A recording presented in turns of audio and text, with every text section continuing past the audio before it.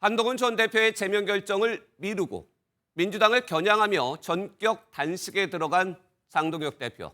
승부수라는 말까지 나옵니다. 그 속내를 국회 출입하는 김지영 기자와 뉴스 추적해 보겠습니다.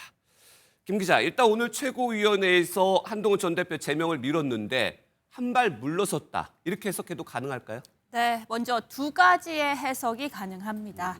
장동혁 대표가 정치적 물꼬를 텄다는 해석입니다. 어제에 이어 오늘도 한동훈 전 대표 제명 징계를 되돌려야 한다는 당내 반발이 거셌잖아요. 네. 실제 지방선거를 앞두고 분열이 이어지면 필패라는 위기감이 팽배한 상황입니다. 당내에서는 선거를 포기하는 것이 아니냐는 말까지 나왔습니다. 그러니까 장 대표로서는 당 안팎의 반발에 위기감을 느꼈다. 이렇게 봐야 될까요? 맞습니다. 실제로 의원들의 이야기를 들어보면요. 이 한 전 대표 징계에 대한 반발은 예상보다 큽니다. 취재해보니 원래 어제 늦은 밤까지도 오늘 최고위에서 제명안을 의결하려고 했다고 합니다. 그런데 장 대표가 전격적으로 징계 결정을 보류한 건 당내 기류가 심상치 않을 것을 충분히 인지했다고 볼 수 있습니다.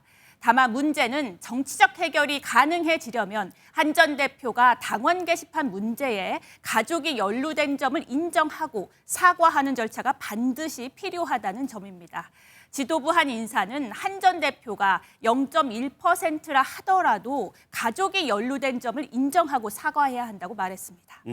그렇다면 정치적 해결, 그러니까 한동훈 전 대표가 변해서 사과를 하면 제명을 피할 수 있는 겁니까? 그런데요, 지금 한 전 대표는 윤리위의 결정이 조작된 허위 사실이라고 주장하고 있거든요. 네. 그러니까 이런 상황에서 한 전 대표가 윤리위 징계를 인정하고 사과할 가능성은 제로에 가깝습니다. 그래서 이번 징계 보류를 제명의 명분을 쌓으려는 요식행위라고 보는 시각이 있는 건데요. 친한계 해석은 이렇습니다. 가처분 신청으로 법적 공방으로 갈 경우를 대비해 한 전 대표에게 소명 기회를 주면서 절차적 정당성을 얻고자 한다는 겁니다. 그런데 이 시점에서 장동혁 대표가 전격 단식에 돌입을 했어요. 명분은 민주당을 겨냥했지만 다른 해석도 나오고 있죠. 네, 내부 결집, 바로 이 내부 결집을 노렸다는 해석인데요. 장 대표가 지난해 말 민주당의 내란 전담 재판부법의 본회의 강행 처리를 막기 위해서 24시간 필리버스터를 하면서 당내 인정을 받았거든요.